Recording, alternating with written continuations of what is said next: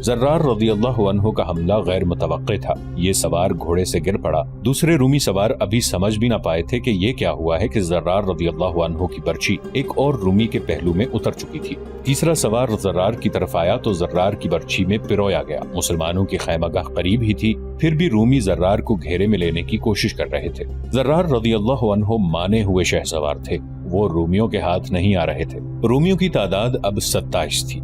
ज़र्रार भाग निकलने की बजाय उन्हीं में घोड़ा दौड़ाते और पैंतरे बदलते फिर रहे थे। उनकी बर्छी का कोई वार खाली नहीं जाता था। वाक़दी और तिबरी ने लिखा है कि ज़र्रार ने बर्छी के साथ साथ तलवार भी इस्तेमाल की थी। उनकी तहरीरों के मुताबिक ज़र्रार ने 30 में से 19 रूमी सवारों को मार डाला था। ज़र्रार को जद में लेने की कोशिश में रूमी मुसलमानों की खैमागाह के और करीब आ गए थे। बहुत से मुसलमान सवार ज़र्रार रज़ी अल्लाहु अन्हु की मदद को पहुंचने के लिए तैयार होने लगे। रूमियों ने ये खतरा बरवक्त भांप लिया और वो भाग गए। ज़र्रार रज़ी अल्लाहु अन्हु अपनी खैमगाह में दाखिल हुए तो मुजाहिदीन ने दादो तहसीन का शोर गोगा बपा करके उनका इस्तकबाल किया, लेकिन खालिद रज़ी अल्लाहु अन्हु के सामने गए तो खालिद रज़ी अल्लाहु अन्हु के चेहरे पर खफगी थी। क्या मैंने तुझे किसी और काम के लिए नहीं भेजा था? खालिद रज़ी अल्लाहु अन्हु ने दुरुस्त लहजे में कहा। और तूने दुश्मन से लड़ाई शुरू कर दी? क्या तूने अपने फर्ज के साथ बेइंसाफी नहीं की इब्ने वलीद? ज़र्रार बिन अल अज़वर ने कहा, खुदा की कसम तेरे हुक्म का और तेरी नाराजगी का ख्याल ना होता तो जो रूमी बचकर निकल गए हैं वो भी ना जाते। उन्होंने मुझे घेर लिया था। इसके बाद खालिद रज़ी अल्लाहु अन्हु ने किसी को रूमी खैमगाह की जासूसी के लिए ना भेजा। 3-4 दिन और गुजर गए। खालिद रज़ी अल्लाहु अन्हु के लश्कर ने आराम कर लिया, लेकिन खालिद रज़ी अल्लाहु अन्हु के अपने शबो रोज जागते, सोचते और खैमे में टहलते गुजरते। अपने से 3 गुना ताकतवर फौज को शिकस्त देना तो जरा दूर की बात है, उसके मुकाबले में उतरना ही एक बहादुरी थी। लेकिन खालिद रज़ी अल्लाहु अन्हु फतह के सिवा और कुछ सोच ही नहीं सकते थे। वो हर शाम सालारों और कमांडारों को बुलाकर उनसे मशवरे लेते और हिदायत देते थे। रूमी कैंप में कुछ और ही सूरत हाल पैदा हो गई थी। उनके सालार कुबकुलार का हौसला जवाब दे रहा था। मुतादिद मौर्रिखों ने, खुसूसन वाक़दी ने, ये वाक़या तफसील से लिखा है। मैं बड़ा ही खुशकिस्मत होता अगर मैं मुसलमानों की फौज से दूर रहता। कुबकुलार ने अपने सालारे आला वरदान से कहा, ऐसे नजर आ रहा है कि वो हम पर गालिब आ जाएंगे। ऐसी बेमानी बात आज मैं पहली बार सुन रहा हूँ। वरदान ने कहा, क्या एक आदमी कभी 3 आदमियों पर गालिब आया है? ऐसा कई बार हुआ है। कुबकुलार ने कहा, हाँ ऐसा कई बार हुआ है।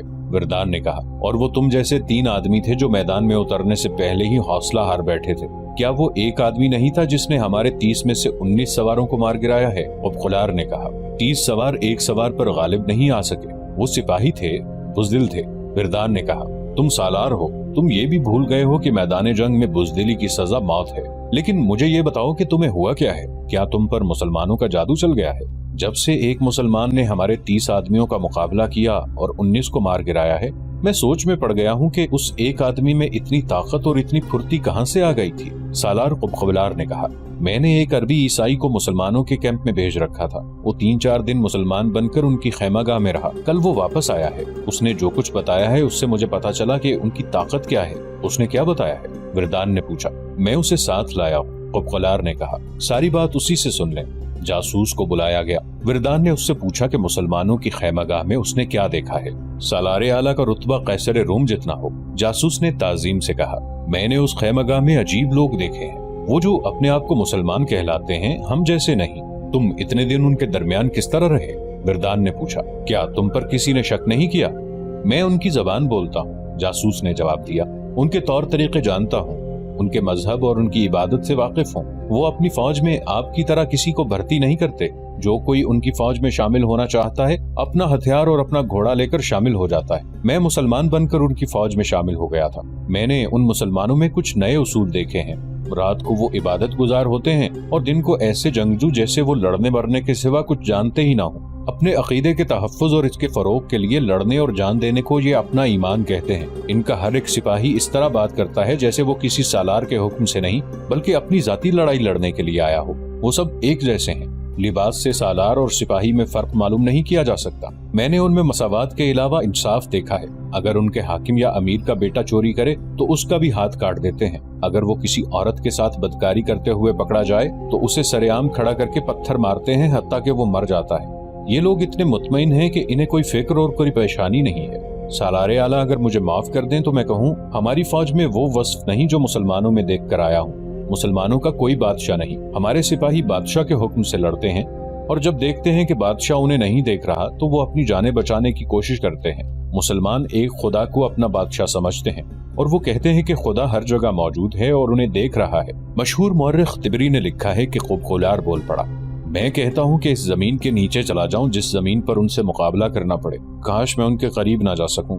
ना खुदा उनके खिलाफ मेरी ना मेरे खिलाफ उनकी मदद करे। विरदान ने खुबखुलार से कहा कि उसे लड़ना पड़ेगा, लेकिन खुबखुलार का लड़ने का जज्बा मांद पड़ गया था। 27 जमादिउल अव्वल 13 हिजरी बमुताबिक 29 जुलाई 634 ईस्वी की शाम खालिद रज़ियल्लाहु अन्हु ने अपने सालारों को आखिरी हिदायत दी और अपने लश्कर की तकसीम कर दी। 28 जमादिउल अव्वल 13 हिजरी बमुताबिक 30 जुलाई 634 ईस्वी को मुजाहिदीन ने रोजमर्रा की तरह फजर की नमाज बाजमात पढ़ी। सब ने गिड़गिड़ा कर बड़े ही जज्बाती अंदाज में दुआएं मांगी। बहुत से ऐसे थे जिनकी आंखों में आंसू आ गए। उनमें से न जाने किस किस की ये आखिरी नमाज थी। नमाज के फौरन बाद उन्हें अपने अपने दस्तों के साथ उन जगहों पर चले जाना था जो उनके लिए गुज़श्ता रात मुकर्रर की गई थी। सूरज निकलने से पहले पहले खालिद रज़ियल्लाहु अन्हु का लश्कर अपनी जगहों पर पहुंच चुका था। रोमियों ने यह सोचा था कि वो अपनी इतनी ज्यादा तादाद के बलबूते पर इतना फैल जाएंगे कि मुसलमान इतना फैले तो उनकी सफों में शिगाफ पड़ जाएंगे, लेकिन खालिद रज़ियल्लाहु अन्हु ने तादाद की किल्लत के बावजूद महाज 5 मील लंबा बना दिया। इससे ये खतरा कम हो गया कि रूमी पहलुओं में जाकर या पहलुओं से अकब में जाकर हमला करेंगे। खालिद रज़ियल्लाहु अन्हु ने दूसरी दानिशमंदी ये की कि अपने लश्कर का मुंह मगरिब की तरफ रखा ताकि सूरज उनके पीछे और रूमियों के सामने रहे और वो आंखों में सूरज की चमक पड़ने की वजह से आंखों को खोल ना सके। हस्बे मामूल खालिद रज़ियल्लाहु अन्हु ने अपनी फौज को 3 हिस्सों में तकसीम किया। एक पहलू के दस्तों के सालार सईद बिन आमिर थे, दूसरे के अमीरुल मुमिनीन अबू बकर रज़ियल्लाहु अन्हु के बेटे अब्दुर्रहमान और क़ल्ब की कमान मुआज़ रज़ियल्लाहु अन्हु बिन जबल के पास थी। खालिद रज़ियल्लाहु अन्हु ने दोनों पहलुओं के दस्तों की हिफाजत के लिए या मुश्किल के वक्त उनकी मदद को पहुंचने का ये एहतमाम किया कि उनके दस्तों के आगे एक एक दस्ता खड़ा कर दिया था। 4000 नफरी जिसके सालार यजीद रज़ियल्लाहु अन्हु बिन अबी सुफियान थे, खालिद रज़ियल्लाहु अन्हु ने क़ल्ब के अक़ब में महफूजा यानी रिजर्व के तौर पर रख ली। वहाँ इस नफरी की मौजूदगी इसलिए भी जरूरी थी कि वहाँ औरतें और बच्चे थे। खालिद रज़ियल्लाहु अन्हु ने सालारी के रुतबे के अफराद को अपने साथ रख लिया। मकसद ये था कि जहाँ कहीं सालार की जरूरत पड़े उनमें से किसी एक को वहाँ भेज दिया जाए। ये चारों बड़े काबिल और तजर्बाकार सालार थे। उमर रज़ियल्लाहु अन्हु के बेटे अब्दुल्ला रज़ियल्लाहु अन्हु, अमर रज़ियल्लाहु अन्हु बिन अल-आस, दर्रार बिन अल-अज़वर रज़ियल्लाहु अन्हु और राफे बिन उमैरा रज़ियल्लाहु अन्हु। सूरज तुलू हुआ तो रूमी संतरियों ने अपने सालारों को इत्तला दी कि मुसलमान जंगी तरतीब में तैयार हो गए हैं। रूमियों के इज्तमा में हड़बोंग मच गई। उनका खदशा बजा था कि मुसलमान हमला कर देंगे। रूमी सालारों ने बड़ी तेजी से अपने लश्कर को तैयार किया और मुसलमानों के सामने खड़ा कर दिया। दोनों फौजों के दरमियान फासला तकरीबन 4 फरलांग था। खालिद रज़ियल्लाहु अन्हु ने अपने महाज को कमोबेश 5 मील लंबा कर दिया था। रूमी अपने लश्कर को इससे ज्यादा फैला सकते थे, लेकिन उन्होंने अपने महाज की लंबाई तकरीबन इतनी ही रखी जितनी खालिद रज़ियल्लाहु अन्हु ने रखी थी। इससे खालिद रज़ियल्लाहु अन्हु का ये मसला तो हल हो गया कि रूमी मुसलमानों के पहलुओं के लिए खतरा न बन सके, लेकिन रूमी लश्कर की गहराई ज्यादा बल्कि बहुत ज्यादा थी। दस्तों के पीछे दस्ते और उनके पीछे दस्ते थे। मुसलमानों के लिए उनकी सफ़ें तोड़ना तकरीबन नामुमकिन था। मौर्रिख लिखते हैं कि रूमियों का लश्कर जब इस तरतीब में आया तो देखने वालों पर हैबत तारी करता था। बहुत सी सलीबें जिनमें कुछ बड़ी और कुछ जरा छोटी थीं, उस लश्कर में से ऊपर को उभरी हुई थीं और कई रंगों के झंडे ऊपर को उठे हुए लहरा रहे थे। इसके मुकाबले में मुसलमानों की फौज निहायत मामूली और बेरोब सी लगती थी। रोमियों का सालार और दबान और सालार खुबखुलार अपने लश्कर के क़ल्ब के सामने घोड़ों पर सवार खड़े थे। उनके साथ उनके मुहाफिजों का एक दस्ता था जो लिबास वगैरह से बड़ी शान वाले लगते थे। रोमियों की तादाद और उनके ज़ाहिरी जाहो जलाल को देखकर खालिद रज़ियल्लाहु अन्हु ने महसूस किया होगा कि उनके मुजाहिदीन पर रोमियों का ऐसा असर हो सकता है कि उनका जज्बा जरा कमजोर हो जाए। शायद इसीलिए खालिद रज़ियल्लाहु अन्हु ने अपने घोड़े को एड़ लगाई और घोड़े का रुख अपनी फौज के एक सिरे की तरफ कर दिया। ये पहला मौका था कि उन्होंने अपना महाज इतना ज्यादा फैलाया था। उन्होंने घोड़ा एक पहलू के दस्ते की जानिब रोका। याद रखना कि तुम उस अल्लाह के नाम पर लड़ने आए हो जिसने तुम्हें जिंदगी अता की है। खालिद रज़ियल्लाहु अन्हु ने एक हाथ और उस हाथ की शहादत की उंगली आसमान की तरफ करके इंतहाई बुलंद आवाज में कहा, अल्लाह किसी और तरीके से भी अपनी दी हुई जिंदगी तुमसे वापस ले सकता है। अल्लाह ने तुम्हारे साथ एक रिश्ता कायम कर रखा है। کیا یہ اچھا نہیں کہ تم اللہ کی خاطر جانیں قربان کر دو، اللہ اس کا اجر دے گا۔ ایسا پہلے بھی ہو چکا کہ تم تھوڑے تھے اور تمہارا مقابلہ اس دشمن سے ہوا جو تم سے 2 گنا اور 3 گنا تھا، اور اتنا طاقتور دشمن تمہاری ضرب سے اس طرح بھاگا جس طرح بکری شیر کو اور بھیڑ بھیڑیے کو دیکھ کر بھاگتی ہے۔ رومیوں کی ظاہری شان و شوکت کو نہ دیکھو، شان و شوکت ایمان والوں کی ہوتی ہے، جاہ و جلال ان کا ہے جن کے ساتھ اللہ ہے، اللہ تمہارے ساتھ ہے۔ آج اپنے اللہ پر اور اللہ کے رسول صلی اللہ علیہ وآلہ وسلم پر ثابت کر دو کہ تم باطل کے پہاڑوں کو ریزہ ریزہ کرنے والے ہو۔ یہ تو جذباتی باتیں تھیں جو خالد رضی اللہ عنہ نے کی، اور ان کا اثر وہی ہوا جو ہونا چاہیے تھا۔ خالد رضی اللہ عنہ نے ان باتوں کے علاوہ کچھ ہدایات دی۔ مورخوں نے ان کے صحیح الفاظ لکھے ہیں: جب آگے بڑھ کر حملہ کرو تو مل کر دشمن پر دباؤ ڈالو جیسے ایک دیوار بڑھ رہی ہو۔ جب تیر چلاؤ تو سب کے تیر اکٹھے کمانوں سے نکلیں اور دشمن پر بوچھاڑ کی طرح گریں۔ دشمن کو اپنے ساتھ بہا لے جاؤ۔ خالد رضی اللہ عنہ تمام دستوں کے سامنے رکے اور یہی الفاظ کہے۔ اس کے بعد وہ عقب میں عورتوں کے پاس چلے گئے۔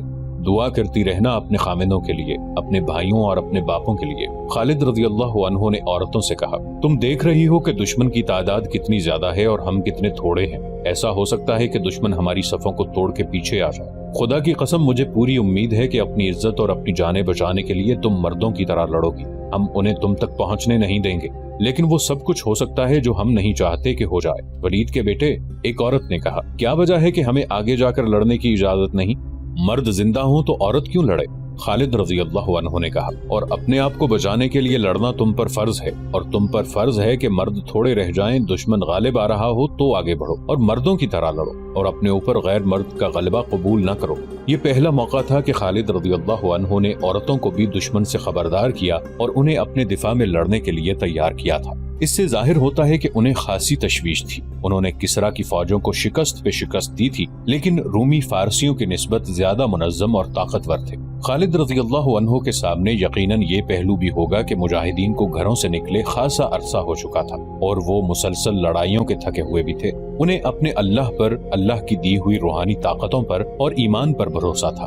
دونوں فوجیں لڑائی کے لیے تیار ہو گئیں۔ رومیوں کی طرف سے ایک معمر پادری آگے آیا اور مسلمانوں سے کچھ دور آ کر رک گیا۔ اے مسلمانوں، اس نے بلند آواز سے کہا، تم میں کوئی ایسا ہے جو میرے پاس آ کر بات کرے؟ خالد رضی اللہ عنہ نے اپنے گھوڑے کی لگام کو ہلکا سا جھٹکا دیا اور پادری کے سامنے جا گھوڑا روکا۔ تم سالار ہو؟ بوڑھے پادری نے کہا، کیا تم میں مجھ جیسا کوئی مذہبی پیشوا نہیں؟ نہیں، خالد رضی اللہ عنہ نے جواب دیا، ہمارے ساتھ کوئی مذہبی پیشوا نہیں ہوتا، سالار ہی امام ہوتا ہے۔ میں سپہ سالار ہوں، اور میں معزز پادری کو یہ بھی بتا دیتا ہوں کہ میں اس وقت تک سپہ سالار رہوں گا جب تک میری قوم اور میری فوج چاہے گی۔ اگر میں اپنے اللہ وحدہ لا شریک کے احکام اور اس کے رسول صلی اللہ علیہ وآلہ وسلم کے فرمان سے انحراف کروں گا تو مجھے سپہ سالار نہیں رہنے دیا جائے گا۔ اگر اس حالت میں بھی سپہ سالار رہوں گا تو سپاہیوں کو حق حاصل ہے کہ وہ میرا کوئی حکم نہ مانے۔ مورخ لکھتے ہیں کہ معمر پادری پر خاموشی طاری ہو گئی اور وہ کچھ دیر خالد رضی اللہ عنہ کے منہ کی طرف دیکھتا رہا۔ شاید یہی وجہ ہے، پادری نے ذرا دبی زبان میں کہا، یہی وجہ ہو سکتی ہے کہ فتح ہمیشہ تمہاری ہوتی ہے۔ وہ بات کر معزز پادری جو تو کرنے آیا ہے۔ خالد رضی اللہ عنہ نے کہا، ہاں۔ پادری نے جیسے بیدار ہو کر کہا، اے عرب سے فتح کی امید لے کر آنے والے، کیا تو نہیں جانتا کہ جس زمین پر تو فوج لے کر آیا ہے اس پر کسی بادشاہ کو پاؤں رکھنے کی ضرورت نہیں ہوئی تھی؟ تو اپنے آپ کو کیا سمجھ کر یہاں آ گیا ہے؟ فارسی آئے تھے لیکن ان پر ایسی دہشت طاری ہوئی کہ بھاگ گئے۔ کئی دوسرے بھی آئے تھے، وہ بڑی بہادری سے لڑے تھے لیکن ناکامی اور مایوسی کے سوا انہیں کچھ حاصل نہ ہوا، وہ چلے گئے۔ تجھے ہمارے خلاف کچھ کامیابیاں حاصل ہوئی ہیں، لیکن یہ خیال دماغ سے نکال دے کہ ہر میدان میں فتح تو ہی پائے گا۔ مورخوں کے مطابق خالد رضی اللہ عنہ خاموشی سے سن رہے تھے اور بوڑھا پادری پر اثر لہجے میں بول رہا تھا، میرا سپہ سالار وردان جو میرا آقا ہے تجھ پر کرم اور نوازش کرنا چاہتا ہے۔ پادری کہہ رہا تھا، اس سے بڑی نوازش اور کیا ہوگی کہ اس نے تیری فوج کو کاٹ دینے کی بجائے مجھے یہ پیغام دے کر تیرے پاس بھیجا ہے کہ اپنی فوج کو ہمارے ملک سے واپس لے جا۔ میرا آقا تیرے ہر سپاہی کو 1 دینار، 1 قبا اور 1 امامہ دے گا، اور تجھے 100 امامے، 100 قبائیں اور 100 دینار عطا کرے گا۔ تیرے لیے یہ فیاضی معمولی نہیں۔ کیا تو نہیں دیکھ رہا کہ ہمارا لشکر ریت کے ذروں کی طرح بے حساب ہے؟